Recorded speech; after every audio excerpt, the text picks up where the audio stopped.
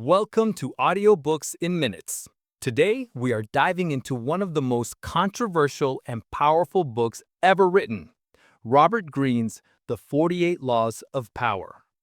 This is a dense masterpiece of strategy, history, and human nature. But you don't have time to read it all. We've done the work for you, distilling thousands of years of wisdom from emperors and con artists into one high-impact summary. Are you ready to understand the rules of the game? Let's begin. Law 1. Never outshine the master. This law is about understanding your place in the hierarchy and managing the ego of those above you. Always make those above you feel comfortably superior. You may be smarter, more talented, or more capable, but you must do everything to make your masters appear more brilliant than they are. And in doing so, you will achieve the ultimate victory, the power to outshine them in the long run. Think of it like the sun and the moon. The sun is the master, the source of all lights and power. The moon, no matter how bright it shines, never competes with the sun. It reflects the sun's light, making the sun's glory visible even in the darkness. If the moon were to suddenly try to blaze with its own fire, it would be obliterated. A classic historical example is the fate of Galileo. He made the brilliant discovery that the earth revolved around the sun, challenging the established doctrine of the Catholic Church. He was forced to recant and spent the rest of his life under house arrest. He outshined his masters, the Church, and paid a heavy price. In a modern office, this could be the junior employee who corrects the CEO in a meeting, proving a point but permanently stalling their career. Make your superiors look good, and their light will eventually shine upon you. Law 2. Never put too much trust in friends. Learn how to use enemies. Why? Because friends can easily become envious, take you for granted, and feel entitled to your favors. An enemy, on the other hand, has no such illusions. They are predictable. And if you can win over a former enemy, they will often prove more loyal than a friend ever could because they have more to prove. Think of a friend you lend money to. They might pay you back late or resent you for the debt. Now, imagine you offer a job to a capable rival who once tried to undermine you. The sheer shock and gratitude of being given a chance, coupled with their desire to prove their worth, can turn them into your most dedicated lieutenant. The great Chinese emperor Tang Taizong did this masterfully. After seizing power, instead of executing his former rivals, he gave them high-ranking positions.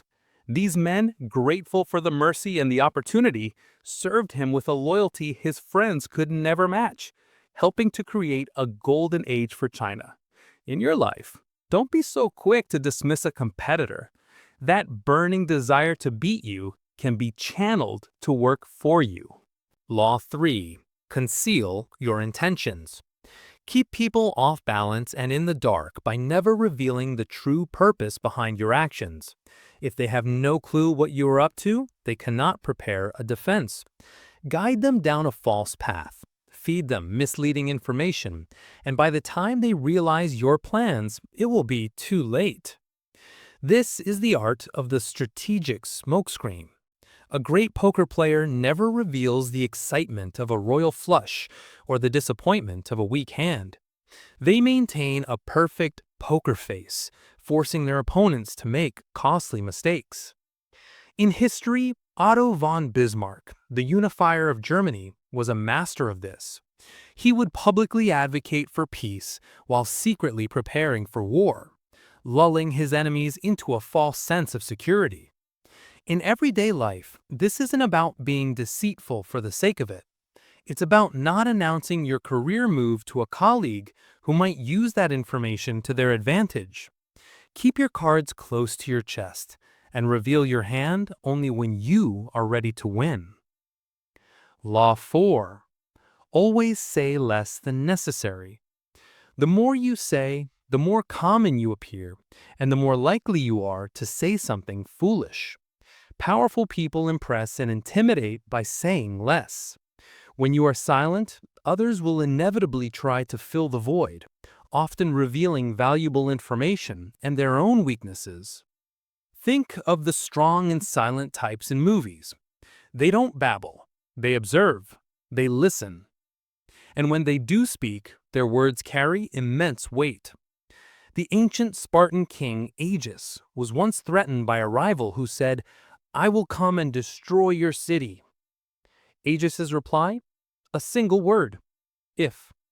By saying less, he projected absolute confidence and completely deflated his enemy's threat. In a negotiation, the person who speaks first after an offer is made is often the one who blinks. Learn the power of the pause. Let your silence do the talking. Law 5. So much depends on reputation. Guard it with your life. Your reputation is the cornerstone of your power. It can be a fortress that protects you, or a crack that brings the whole wall down. Once it is damaged, even slightly, you are vulnerable. Learn to destroy your enemies by tarnishing their reputations, while simultaneously building an impregnable one for yourself. A reputation for honesty allows you to be believed even when you tell a lie. A reputation for brilliance allows you to make a mistake that is seen as a momentary lapse. But a single stain can ruin it all. Think of a luxury brand like Rolex. Its reputation for quality is so unassailable that it can command astronomical prices. If a single scandal were to prove their watches were poorly made, that empire would crumble. In the social world, a single rumor, true or not, can destroy a person's standing. Be vigilant. Protect your name. It is your most valuable currency. Law 6. Court attention at all costs. In a world of noise, being overlooked is a fate worse than failure.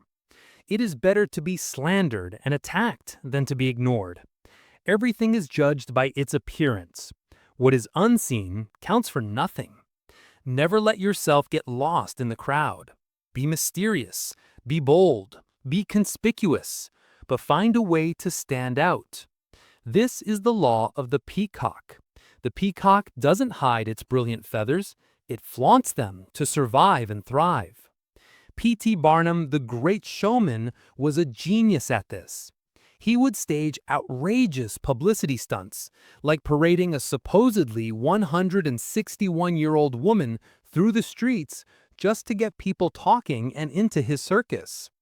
In the modern age, think of viral marketing campaigns or influencers who do something controversial to stay in the headlines. Obscurity is the enemy of power. Make yourself a spectacle, for better or worse, and you control the narrative. Law 7. Get others to do the work for you, but always take the credit. Use the wisdom, knowledge, and legwork of other people to further your own cause. Not only will this save you valuable time and energy, but it will also give you an aura of efficiency and speed. In the end, your helpers will be forgotten, and you will be remembered. Never do yourself what others can do for you. This is the principle of the great inventor Thomas Edison. While he was a brilliant businessman, many of his most famous inventions, like the light bulb, were the result of the tireless work of his employees at his invention factory, Menlo Park. Yet, history remembers the name Edison, not his engineers. He was the orchestrator, the maestro who took the credit. In a corporate project, the manager who effectively delegates and then presents the team's work as a singular success is applying this law. Your brilliance lies not in doing the work, but in harnessing the work of others and ensuring you're seen as the driving force. Law 8. Make other people come to you. Use bait if necessary. When you force the other person to act, you are the one in control. It is always better to make your opponent come to you, abandoning their own plans in the process. Lure them with fabulous gains, then attack. You hold all the cards. This is a principle of the great fisherman. The fisherman doesn't swim after the fish. He sits patiently with tempting bait, letting the fish come to him. In war, this is the defender's advantage. Let your enemy exhaust themselves attacking your fortified position. In business, this is a company that creates such a desirable product that clients are the ones making the calls and pleading to sign deals. In negotiation, the person who is most desperate to make a deal is in the weakest position. Master the art of attraction and patience. When you control the bait, you control the game. Law 9. Win through your actions, never through argument. You will never get what you want by arguing. It only creates resentment. Demonstrating your point not through words, but through decisive action is far more powerful and insulting. It shows you never took the argument seriously in the first place. Arguing is a battle of egos. Action is a demonstration of truth. Imagine someone telling you your new business idea is doomed to fail. You could spend hours arguing with them, showing them spreadsheets and projections. Or you could ignore them, build the business, and let your success be the only rebuttal you need. Their words are forgotten. Your results are undeniable. This is what the Wright brothers did. While others were giving lectures on why flight was impossible, they were in a field in North Carolina, quietly proving it was. Action is irrefutable. Argument is just noise. Law 10. Infection. Avoid the unhappy and unlucky. Emotional states are as infectious as diseases. You can die from someone else's misery, emotionally, socially, and professionally. The unfortunate sometimes draw misfortune on themselves. They will also draw it on you. Associate with the happy and fortunate instead. This isn't about being cruel, it's about self-preservation. You are the average of the 5 people you spend the most time with. If you surround yourself with chronic complainers, energy vampires, and those who see a crisis in every opportunity, their pessimism will seep into your soul and hold you back. Think of a ship with a slow leak. If you keep bailing water, you might stay afloat, but you'll never make any progress. It's better to find a ship that isn't sinking. In your life, audit your social circle. Gravitate towards those with positive energy, ambition, and good fortune. Their success will rub off on you. Law 11. Learn to keep people dependent on you. To maintain your independence, you must always be needed and wanted. The more people rely on you, the more freedom you have. Never teach them so much that they can do without you. This is the principle of the indispensable employee, the irreplaceable partner. It's not about hoarding knowledge, but about being the sole source of a critical skill, connection, or resource. Think of a king and his court jeweler. The king has all the power, but if the jeweler is the only one who can craft the magnificent crown that legitimizes the king's rule, then the jeweler holds a unique and powerful form of influence. In the modern world, become the go-to person for a critical software, the only one who can manage a key client, or the creative mind behind the company's biggest campaigns. Make yourself the linchpin, and you become untouchable. Law 12. Use selective honesty and generosity to disarm your victim. One sincere and honest move will cover over dozens of dishonest ones. Open-hearted gestures of honesty and generosity bring down the guard of even the most suspicious people. Once your selective honesty has paved the way, you can deceive and manipulate them at will. This is the Trojan horse. The Greeks couldn't breach the walls of Troy by force, so they left a giant, beautiful wooden horse as a gift. The Trojans, disarmed by this apparent gesture of surrender, brought it inside their walls, only to find it filled with enemy soldiers.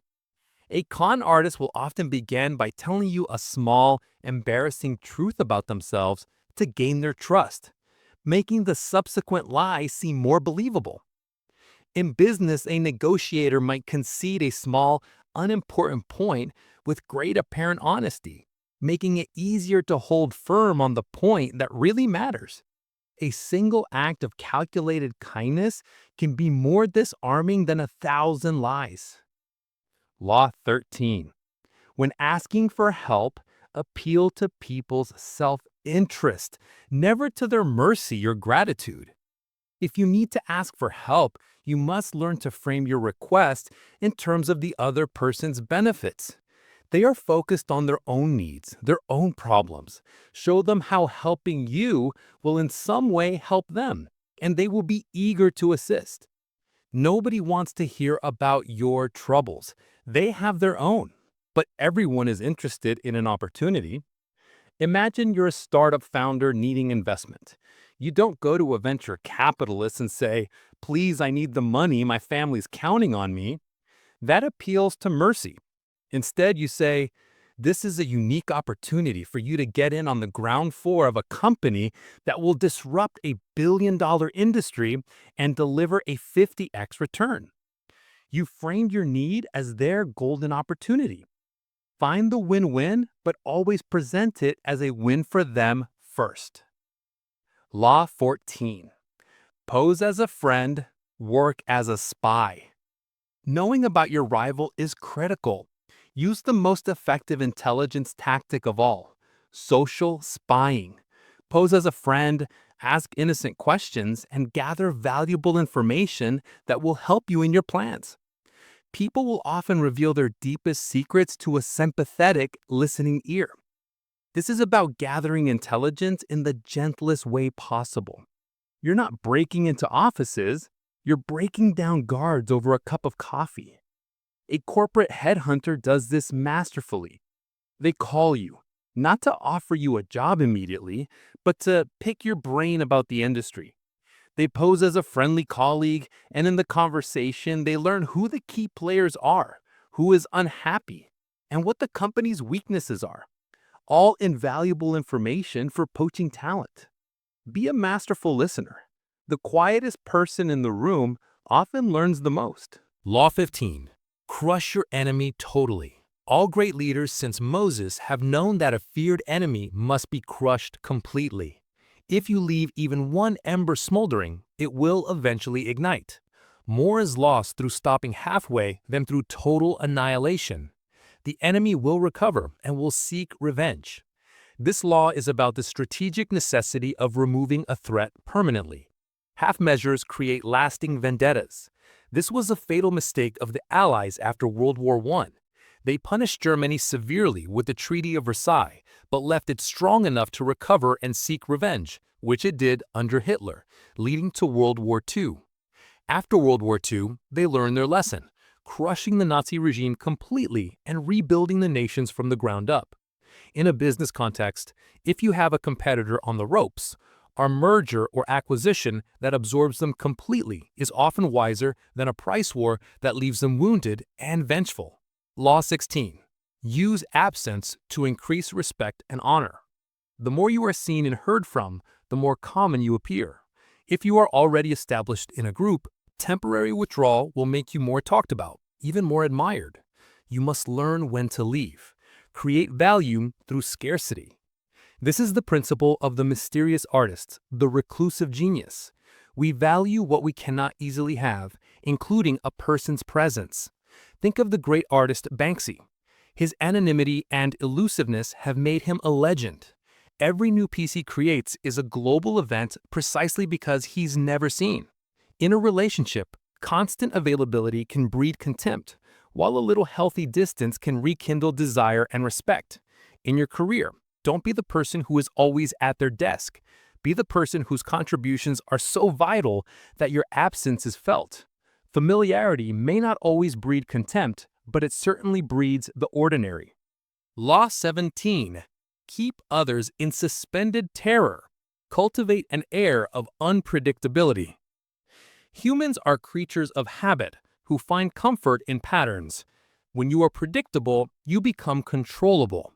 To keep people off balance and prevent them from anticipating your moves, behave in ways that are deliberately erratic and unpredictable. A calculated act of temper, an unexpected kindness, a sudden withdrawal. These keep your rivals in a state of suspended terror, constantly guessing and never able to formulate a solid defense. Think of the great strategist Muhammad Ali. His rope-a-dope tactic in the Rumble in the Jungle was a masterpiece of unpredictability. He abandoned his classic dancing style to lean on the ropes, looking vulnerable, letting George Foreman exhaust himself throwing punches. It was a complete departure from expectation that led to a stunning victory. In the office, the boss whose reactions are always slightly unknown commands more attention and caution than the one who is consistently cheerful or consistently grumpy.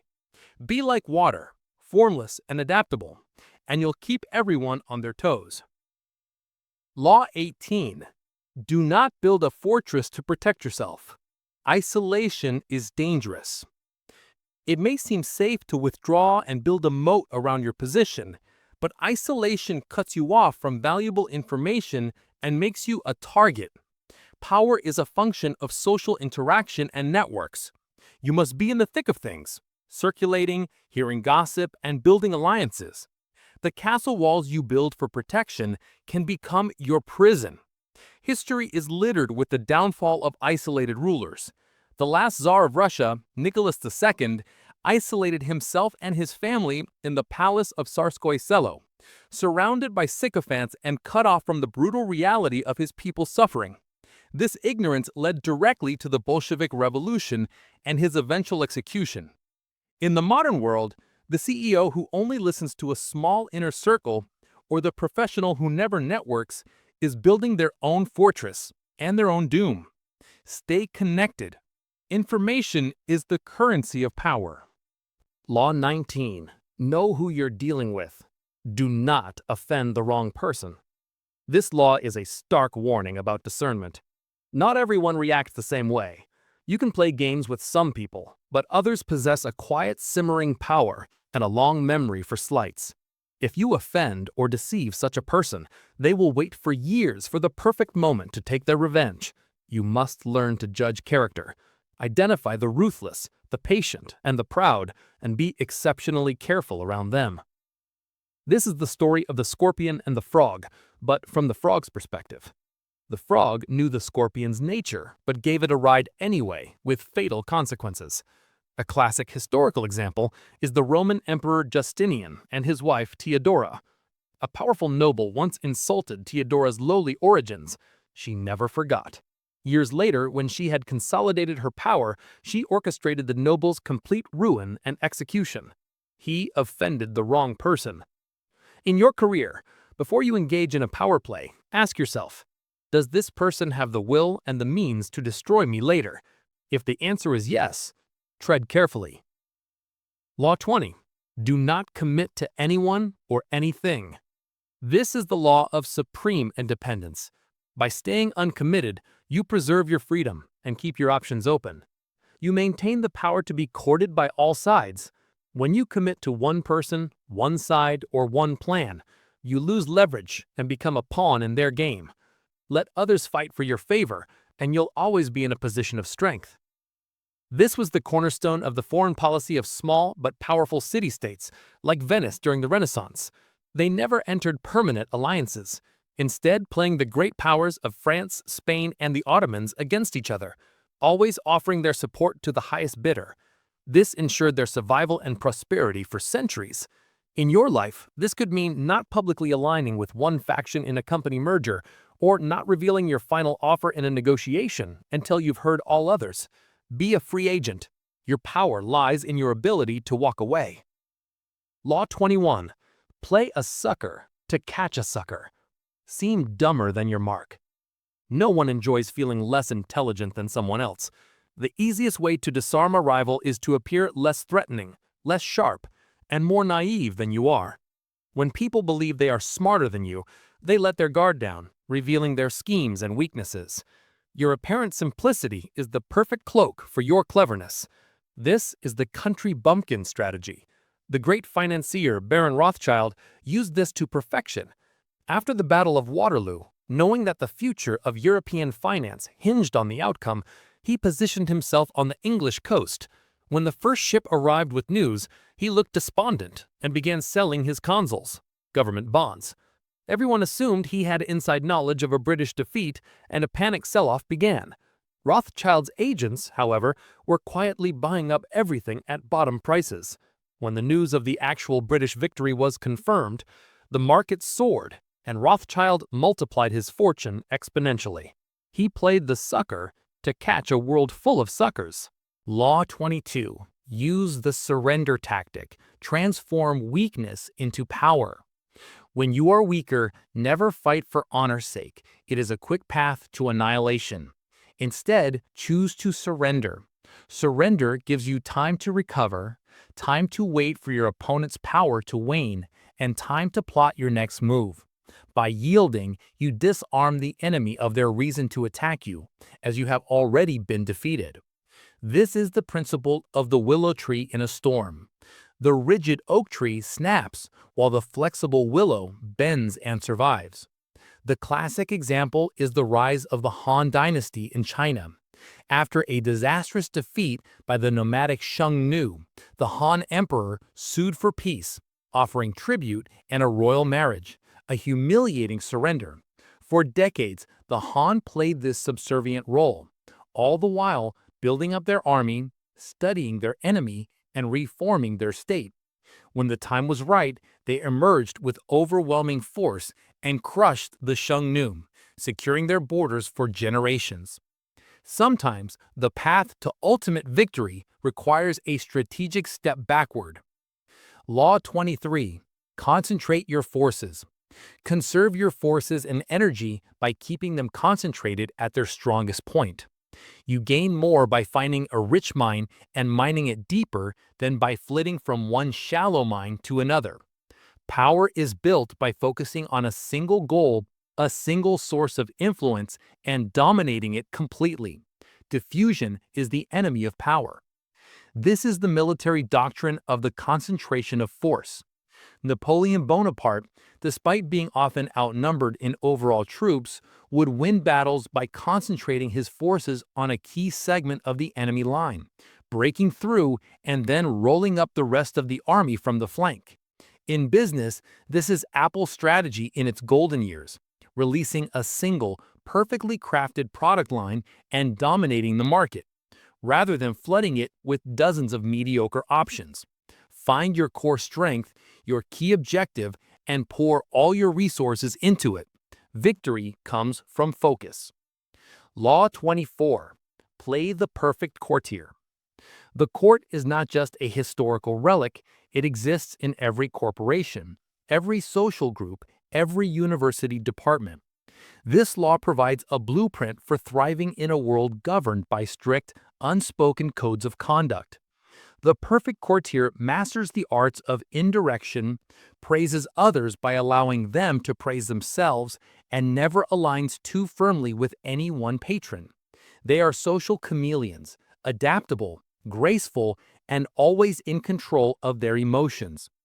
Think of figures like Baltasar Castiglione, author of The Book of the Courtier, who defined the Renaissance ideal of the effortless, multi-talented, and graceful courtier. Or in modern times, consider a high-level diplomat or a supremely successful executive assistant. They know where all the bodies are buried, who to flatter, who to avoid, and how to get things done without ever issuing a direct order. They wield immense power by mastering the social machinery of the court. Law 25. Recreate yourself. Do not accept the role that society has given you. Forge a new identity that commands attention and refuses to be categorized. Master your image by shaping it as a conscious work of art. Be dramatic, be iconic. This law is about self-creation, about becoming the author of your own life. The ultimate example is the artist Madonna. She has constantly shed her skin, reinventing her music, her image, and her public persona every few years, from the boy toy to the glamorous material girl to the spiritual ray of light and beyond. Each reinvention captured public attention, made her previous incarnations obsolete, and kept her relevant for decades. In your own life, don't be afraid to shed an old identity that no longer serves you. Craft a personal brand that is unique, powerful, and entirely your own. Law 26. Keep your hands clean. You must be seen as a paragon of civility and efficiency. To maintain a spotless reputation, you must use cat's paws, scapegoats, fall guys, and proxies to do your dirty work for you. You conceal your involvement in unpleasant deeds, and you always have a convenient scapegoat to take the blame when things go wrong. This is the strategy of the puppet master. Queen Elizabeth I of England was a master of this. When her cousin, Mary, Queen of Scots, became a political liability, Elizabeth knew executing her would cause a massive scandal. She kept Mary imprisoned for years, and when the pressure to act became too great, she allowed her ministers to convince her to sign the death warrant. After the execution, she claimed it was done without her full consent and publicly punished the minister who delivered the warrant, preserving her own clean hands and innocence in the eyes of many. Law 27. Play on people's need to believe to create a cult-like following. People have a desperate need to believe in something. Become the focal point of this need by offering a cause, a new ideal, or a vision that promises glory and heaven on earth. Keep your promises vague but full of potential, and use dramatic, mesmerizing language to captivate your followers. Your followers will then proselytize for you, creating a self-sustaining cycle of devotion. This isn't just about religious cults. Steve Jobs was a master of this. He didn't just sell computers, he sold a revolution, a vision of thinking different. He created a reality distortion field, and his followers, employees, and customers alike believed they were part of a crusade to change the world. They weren't buying a product, they were buying an identity and a belief system. Find a way to tap into this deep-seated human need, and you will command not just obedience, but fervent loyalty. Law 28. Enter action with boldness. If you are unsure of a course of action, do not attempt it. Your doubts and hesitations will infect your execution. Timidity is dangerous. It is always better to be bold. Boldness strikes fear. It paralyzes an opponent and covers for your mistakes. No one admires the timid. We are captivated by the audacious. Compare the fates of two explorers, Robert Falcon Scott and Roald Amundsen, in the race to the South Pole. Scott's expedition was plagued by hesitation, poor planning, and a lack of boldness. Amundsen's was a model of decisive, bold action, adopting the superior methods of the Inuit and pushing forward with unwavering confidence. Amundsen reached the pole first and returned safely. Scott and his team perished. In your career, if you have a proposal, present it with conviction. If you want a promotion, ask for it with confidence. Boldness has a genius, power, and magic to it. Law 29. Plan all the way to the end. The ending is everything. Do not be caught up in the initial thrill of victory or the fog of battle. You must plan for the long-term consequences, visualizing every possible outcome, every potential backlash, and every move your rivals will make after your first move. Your plan must be a complete story, with a final chapter that secures your power permanently. This is the difference between a tactician and a strategist. A tactician wins a battle, a strategist wins the war. The Allies in World War II didn't just plan for D-Day. They planned for the occupation and reconstruction of Germany and Japan, ensuring they would not rise again as hostile powers. A direct application of Law 15. In a business context, launching a successful product is only the first step. You must have a plan for competitors' reactions, market saturation, and the next generation of the product. Think of the final result before you begin. Law 30. Make your accomplishments seem effortless. Like a swan gliding gracefully on the water, your actions must appear calm and effortless, while you paddle like mad underneath the surface. This conceals the clever tricks and the hard labor that went into your success, creating a sense of divine ease that is both intimidating and awe-inspiring. It makes you seem naturally superior. This was the essence of sprezzatura for the Renaissance courtier, A studied carelessness. The great jazz musician Miles Davis embodied this. On stage, he would often turn his back to the audience, playing with an almost casual coolness, never letting the audience see the immense technical skill and emotional intensity required to create such sublime music. He made genius look easy. In your work, avoid talking about your late nights and struggles. Let the flawless final product speak for itself, and people will assume you are a natural-born genius. Law 31. Control the options. Get others to play with the cards you deal. The best way to get what you want is to give people a choice. But you are the one who designs the choices. By structuring the options so that every choice benefits you, no matter what the other person decides. You are in control. They feel empowered, but you are the puppet master. This is the illusion of choice. A parent might ask a child, "Do you want to put your pajamas on now or in 5 minutes?" The child feels a sense of agency, but the outcome, wearing pajamas, is never in doubt. In history, when Julius Caesar was poised to seize power, he presented the Roman Senate with a choice: make me dictator or face civil war. Both options led to his ascension. In a modern negotiation, instead of asking, "What do you want?" present 2 or 3 structured proposals that all work in your favor. You control the game by designing the board. Law 32. Play to people's fantasies. The truth is often unpleasant, avoidable, and boring. Do not fight this reality. Instead, become a merchant of fantasy. Tap into the desires of others by selling them romanticized visions of the world. People will flock to the one who offers them romance, mystery, and glamour, and they will turn a blind eye to the most glaring lies. This is the law of the entertainer and the con artist. The success of the Titanic was not just its engineering. It was the fantasy of unsinkable, luxurious transatlantic travel it sold to its passengers. A more modern example is the entire influencer culture on social media, where curated, idealized lives attract millions of followers who buy into the fantasy.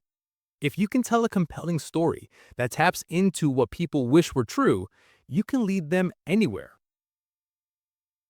Law 33. Discover each man's thumbscrew. You see, everyone has a weakness, a hidden insecurity, a secret passion, or an unquenchable desire. This, my friends, is their thumbscrew. Find it and you have a lever to control them. It could be their vanity, their greed, their need for validation, or a hidden fear. Don't appeal to their better nature. That's just unreliable. Instead, discover that one emotional trigger that you can press at will to move them in the direction you desire. This isn't about cruel manipulation, but about a deep understanding of the core drivers of human behavior. Think of it like this. A master locksmith doesn't try to break down the door with brute force, do they? No, they study the lock, find the unique shape of the keyhole, and craft the perfect key. A person's thumbscrew is their unique keyhole. Once you know its shape, you can unlock their motivations and actions effortlessly. The Roman orator Cicero was an absolute master of this. When he prosecuted the corrupt governor Verus, he didn't just focus on legal facts. He discovered Verus' secret thumbscrew, his obsessive, all-consuming passion for collecting fine art. So during the trial, Cicero detailed with excruciating precision every single statue Verus had stolen, describing its beauty and value. He turned the trial into a public shaming of Verus's greed. This targeted psychological attack destroyed Verus's composure far more effectively than any legal argument ever could have. So in your next negotiation, if you know your counterpart is desperate to be seen as fair, frame your request around their self-image. Find what people secretly pride themselves on and you'll find the lever to move them. Law 34. Be royal in your own fashion. Act like a king to be treated like one. This law is so profound. The way you carry yourself literally determines how others treat you. If you act common, unsure, and apologetic, people will walk all over you. But if you project an aura of confidence, authority, and destiny, as if you were born to wear a crown, people will instinctively treat you with respect. Your self-belief becomes a self-fulfilling prophecy. Never show doubt. Carry yourself with the dignity of a king, and the world will eventually place a crown upon your head. It's like the placebo effect applied to social dynamics. If you believe with absolute conviction that you are powerful, others begin to believe it too. Your inner reality reshapes their external perception. History gives us the perfect example. Christopher Columbus, a man of modest origins, yet he managed to convince the King and Queen of Spain to fund his seemingly insane voyage. How? He refused to act like a desperate petitioner. He made audacious demands, asking for the title Admiral of the Ocean Sea, the viceroyship of all new lands, and 10% of all revenues. He acted not as a beggar, but as a man offering a kingdom and empire. His regal self-assurance was so powerful that the monarchs, despite their skepticism, felt they were dealing with a man of destiny and granted his requests. The lesson? Dress for the job you want, not the job you have. Enter a room with purpose, speak with conviction, and value your own ideas. If you don't treat yourself like royalty, why should anyone else? Law 35. Master the art of timing. Listen closely. Timing isn't just another factor, it is the master factor. Greene says you must master 3 types of time. First, there's long time, the patient overarching trend. You must have the patience to wait for the opportune moment, never forcing things. Then there's forced time, the ability to act decisively with great speed when the moment finally arrives, completely upsetting your opponent's rhythm. And finally, end time, the ability to see the conclusion of your plan and bring it to a close with skill and determination. Never appear to be in a hurry. Hurrying betrays a lack of control. You must become a detective of the right moment. Picture a master surfer. He doesn't create the waves, does he? He studies them, feels the rhythm, and has the patience to let dozens of mediocre waves pass. But when the perfect wave forms, he acts with explosive, decisive speed and rides it all the way to the shore. Your power is in your ability to recognize and act upon that perfect wave. The Minister of Police during the French Revolution, Joseph Fouché, was the ultimate master of this. He survived countless regime changes, from the monarchy to the terror to Napoleon and back again, because he knew when to lie low, when to betray a master, and when to orchestrate a final maneuver. While more passionate men rose and fell, Fouché's perfect sense of timing allowed him to outlast them all. So remember, don't be the first to speak in a tense meeting. Don't rush a product launch. Learn to wait, to observe, and then to act with a speed that catches everyone off guard. Law 36. Disdain things you cannot have. Ignoring them is the best revenge. This is a powerful one. By acknowledging a petty problem or a nagging rival, you give it life. You give it credibility. The more attention you pay to an irritant, the larger it seems. When you cannot have something, or when it's just not worth your attention, treat it with utter contempt. Ignoring it is a powerful statement. It suggests that it is too small, too insignificant to even register on your radar. This will infuriate your enemies, and more importantly, preserve your own energy. Imagine a tiny yapping dog barking at a massive lion. If the lion turns and roars, the dog feels important. It got a reaction. But what if the lion simply yawns and walks away without a second glance? The dog is utterly humiliated, rendered completely powerless. Your attention is a gift. Do not bestow it upon the unworthy. Franklin D. Roosevelt was relentlessly attacked by his opponents. They even attacked his family dog, Fala. Instead of engaging, FDR responded with humor and dismissiveness. In his famous Fala speech, he mockingly defended his dog from the ridiculous accusations, making his opponents look petty and foolish. By disdaining their attacks, he rose above them. So please, Don't get dragged into every pointless argument on social media. Don't waste your time on every critical email. Focus on your goals and let the petty distractions fade away. Your silence is often your most powerful weapon. Law 37. Create compelling spectacles. People are not moved by intellectual arguments. They are moved by grand gestures, powerful symbols, and dramatic spectacles. Words are fleeting, but a powerful image can burn itself into our collective consciousness.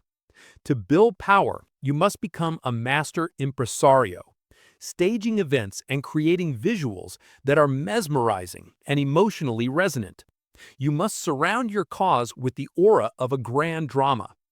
A boring lecture on fire safety will be forgotten in minutes, but a dramatic, slow-motion video of a house being consumed by flames with a haunting soundtrack, that will be remembered for a lifetime. Don't tell people what to think. Show them a spectacle that makes them feel what you want them to feel. King Louis XIV of France was arguably the greatest director of spectacle in history. He transformed a hunting lodge into the Palace of Versailles, an overwhelming symbol of absolute power. The daily life of the court, even the king's waking and sleeping, was turned into an elaborate public ritual. He mesmerized the nobility with constant parties and ceremonies, distracting them from plotting against him, and cementing his image as the Sun King. He ruled through spectacle. The product launches of Steve Jobs were modern-day spectacles. He didn't just announce a phone, he created a narrative, built suspense, and unveiled the product like a magician revealing a miracle. Master the art of presentation and theater in your own work. Law 38. Think as you like, but behave like others. Society is built on shared conventions. If you make a show of going against the grain, flaunting your unconventional ideas, people will think you look down on them. They will feel threatened, and they will punish you for it. It is far safer and more effective to simply blend in. Keep your original thoughts for yourself and for those who truly appreciate them. To the world, present a conventional front. You are a secret agent in a foreign land. To succeed, you must learn the local language, adopt their customs, and wear their clothes. You don't have to believe in their culture, but you must appear to respect it. Flaunting your foreignness will only get you caught. Socrates is the ultimate cautionary tale for this law. He was arguably the most brilliant thinker in Athens, but he made no effort to conceal his intellectual superiority. He wandered the streets, publicly humiliating powerful men. The Athenians, feeling attacked and insecure, turned on him and sentenced him to death. His genius was no protection against the wrath of the conventional mob. In a conservative corporate environment, even if your idea is revolutionary, present it in conventional language. You can be a radical thinker without being a social martyr.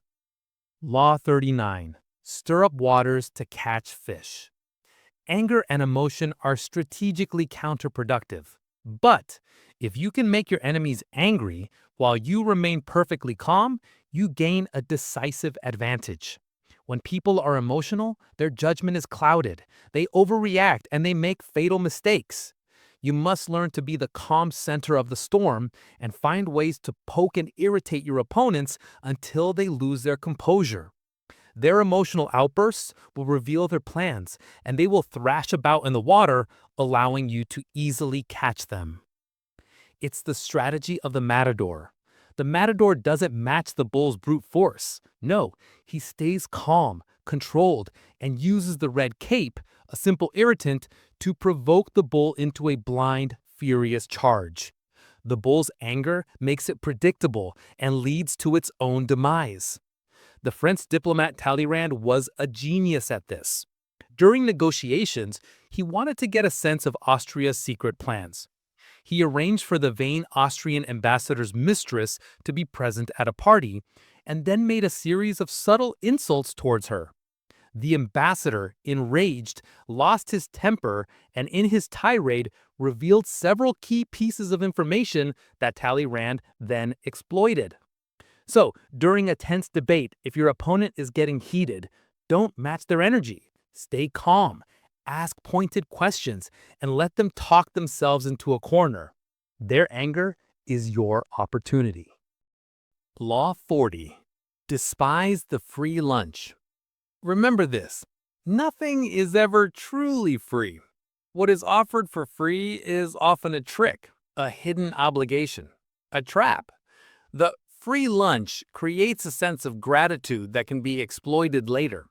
It lulls you into dropping your guard. Powerful people pay their own way. By paying full price, you remain free from entanglement and guilt. Be lavish with your own money. Generosity is a sign of power, but be extremely wary of anything that comes at no cost. It's like a Venus flytrap luring an insect with the promise of sweet nectar. The insect, thinking it has found an easy meal, lands on the leaf, only for the trap to snap shut. The free lunch was the bait that led to its destruction. The story of the Trojan horse is the ultimate example. The Greeks offered a magnificent gift to the goddess Athena. The Trojans, happy to accept this free offering, brought it into their city. This single act of accepting something for nothing led to their complete and utter destruction. They paid the ultimate price for a free lunch. Be cautious of deals that seem too good to be true. There are always strings. Insist on paying your way to maintain your independence. Law 41. Avoid stepping into a great man's shoes. If you succeed a great leader, you will have to accomplish twice as much to be considered half as good. You will be forever living in their shadow, judged against a legacy you did not create. Do not get lost in someone else's story. You must establish your own name and identity by creating a complete break with the past. Slay the legacy of your great predecessor and find your own space to shine. It's like trying to grow a tree in the shadow of a giant ancient oak. It's impossible. The old tree blocks the sun and sucks all the nutrients from the soil. To thrive, you must find your own patch of sunlight away from that overwhelming shadow. The fate of Alexander the Great's empire is a stark illustration. Alexander was a once-in-a-millennium genius. After his death, his generals tried to step into his shoes, but none of them could escape his colossal shadow. They spent their lives fighting over his legacy, and the empire shattered into pieces. None of them could create something new because they were all trying to be the next Alexander. If you become CEO after a legendary founder, don't try to imitate their style. Acknowledge their legacy, but quickly establish your own vision. You must be the founder of a new era, not the caretaker of an old one. Law 42. Strike the shepherd and the sheep will scatter. Trouble within a group can often be traced back to a single agitating individual, the ringleader of discontent. Don't waste time trying to negotiate with the entire group. That just appeases the symptoms. Instead, identify the source, the shepherd. Neutralize their influence by isolating or removing them, and the rest of the group, the sheep, will disperse and become compliant. A skilled gardener dealing with weeds doesn't just trim the leaves. That's a temporary solution. They know they must dig down and pull out the root. The troublemaker is the root of the problem. Strike there. During the 1984-85 miners' strike in Great Britain, Prime Minister Margaret Thatcher understood this perfectly. The strike was fueled by the charismatic union leader Arthur Scargill. Thatcher's government didn't focus on the miners. They focused all their power on discrediting and defeating Scargill himself. Once his influence was broken, the unity of the strike collapsed. She struck the shepherd, and the flock scattered. In an office plagued by negativity, identify the primary source. Don't engage with the gossip. Neutralize the influence of the person who initiates it. Law 43. Work on the hearts and minds of others. Coercion and force create temporary compliance, but they breed resentment that will eventually turn against you. True, lasting power comes from seduction, from working on people's hearts and minds so they want to do what you want them to do. The person you seduce becomes your loyal pawn. To do this, you must understand their individual psychology, appeal to their emotions, and mirror their deepest desires. Make them feel understood and cherished, and they will bend to your will. Think about it. You can drag a horse to water. That's force, but you cannot make it drink. However, if you understand the horse's thirst and lead it to a cool, clear stream, that's seduction. It will drink willingly. Don't be a brute who pulls. Be a guide who entices. Empress Josephine was Napoleon Bonaparte's secret weapon. Napoleon was a master of force, but he could be brusque and intimidating. Josephine, on the other hand, was a master of charm. She won over hostile politicians and suspicious generals with her grace and empathy. She worked on the hearts and minds of the French people, securing a base of genuine affection that Napoleon's raw power alone could never have achieved. A manager who rules by fear gets compliance. A leader who inspires and connects with their team on an emotional level unlocks true creativity and loyalty. Law 44. Disarm and infuriate with the mirror effect. The mirror effect is a powerful and deeply unsettling tool. You do it by mimicking your opponent's actions, their words, their strategies. This does two things. First, it disarms them. It shows you understand them, which is both flattering and confusing. Second, it infuriates them. They feel mocked and can't grasp your strategy because you have no strategy of your own. You are simply a reflection of theirs. They lash out, making mistakes, while you remain in control. Imagine trying to fight your own reflection in a mirror. Every punch you throw is met with an identical punch. Every move is perfectly countered. You become frustrated and exhausted fighting a phantom that is simply using your own energy against you. That is the mirror effect. The Athenian general Alcibiades was a master of this. When exiled, he went to work for his enemies, the Spartans, and completely adopted their austere lifestyle, sleeping on the ground, eating coarse bread. This mirroring disarmed the Spartans, who came to trust him. He used that trust to learn their deepest secrets and eventually destroy them from within. In a difficult argument, try calmly repeating the other person's points back to them. So what I hear you saying is, this can de-escalate the situation and often frustrates the aggressor, forcing them to confront the logic of their own statements. Law 45. Preach the need for change, but never reform too much at once. Everyone understands the need for change in the abstract, but on a personal level, people are creatures of habit. Radical change is terrifying, it's disruptive, and it will create active enemies. If you're new to a position of power, make a show of respecting the old way of doing things. Preach the need for change, but implement it slowly, like a gentle, warming bath rather than a sudden, icy plunge. Disguise your reforms as gentle improvements on the old tradition. It's the principle of boiling a frog. If you drop a frog into a pot of boiling water, it will leap out immediately. But if you place it in cool water and slowly, gradually raise the temperature, it won't perceive the danger and will be cooked. Gradual change goes unnoticed and unopposed until it's too late. When Mao Zedong came to power in China, he didn't immediately impose radical communism. His initial slogan was New Democracy. He preached moderate reform and national unity. This placated many potential opponents. Only after he had consolidated his power completely did he unleash his radical changes. He reformed slowly at first, then all at once. When taking over a new team, don't come in on day one announcing sweeping changes. Spend time observing. Frame your first initiatives as small improvements to the existing system.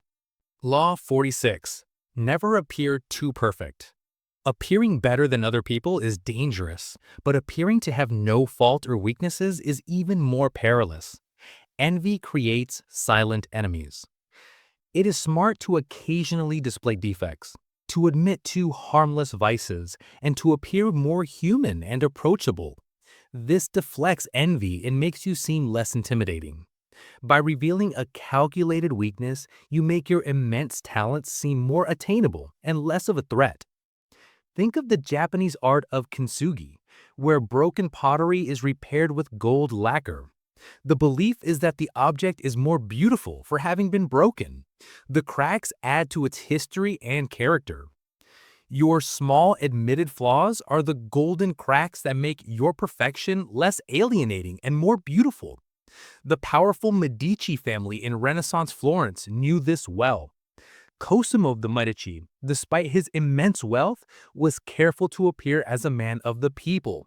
He lived in a relatively modest house and would occasionally make self-deprecating jokes or admit to small errors in judgment. This performance of imperfection made his power more palatable and deflected the dangerous envy of his rivals. A leader who tells a story of a past failure builds far more trust than one who projects an aura of flawless invincibility. It gives people a way to connect with you. Law 47. Do not go past the mark you aimed for. In victory, learn when to stop. The moment of victory is often the greatest peril. In the heat of success, arrogance and overconfidence can push you too far. You go past the goal you set, and in your greed for more, you create new enemies and stretch yourself too thin. Set a goal, and when you have reached it, stop. Do not allow success to go to your head. There is no substitute for knowing the limits of your power. A successful gambler knows the most important skill is knowing when to walk away from the table. The amateur, high on a winning streak, keeps playing, convinced they cannot lose. They inevitably give back all their winnings and more. Be the professional who cashes out at the peak. Napoleon Bonaparte conquered nearly all of Europe. He had achieved his mark. But victory made him arrogant. He could not stop. He decided to invade the vast expanse of Russia, a goal far past his strategic needs. That disastrous campaign was the beginning of his end. He didn't know when to stop, and his insatiable ambition led directly to his downfall at Waterloo. After a successful project, consolidate your gains. Don't immediately use your new capital to launch another riskier initiative. Secure your victory before planning the next war. Law 48. Assume formlessness. And here we are, the ultimate and final law that encompasses all others. Power is fluid. To be truly powerful, you must be like water, formless, adaptable, and impossible to grasp. Don't bet on stability. Don't bet on lasting order. Everything changes. By being fluid, you can adapt to any new circumstance, any new enemy, any new political climate. Your enemies cannot find a solid target to attack. You are everywhere and nowhere. Water can be gentle, or it can be a crashing, destructive tsunami. It takes the shape of whatever contains it. It is soft, yet it can wear away the hardest rock. It cannot be broken with a hammer or stopped by a wall. This is the ultimate state of power. Be like water. This law is the essence of guerrilla warfare and the philosophy of Sun Tzu. The armies of ancient Vietnam used this to defeat massive conventional forces. They had no fixed fronts, no large armies to attack. They were formless, melting into the jungle, striking unpredictably. Their opponents were like a giant trying to punch the fog. In our rapidly changing world, don't tie your identity to a single job title. Be a constant learner. Be willing to pivot, to change, to reinvent yourself. The rigid will break. The formless and adaptable will thrive. And there you have it, All 48 laws of power, from Never Outshine the Master to Assume Formlessness, decoded and delivered in just a few minutes. These laws are powerful tools. Some are dark, some are brilliant. The real power isn't just in using them, but in recognizing when they are being used against you. If you found this summary valuable, show your support with a like and subscribe to Audiobooks in Minutes for more of the world's best ideas made fast. Thanks for watching, and we'll see you in the next summary.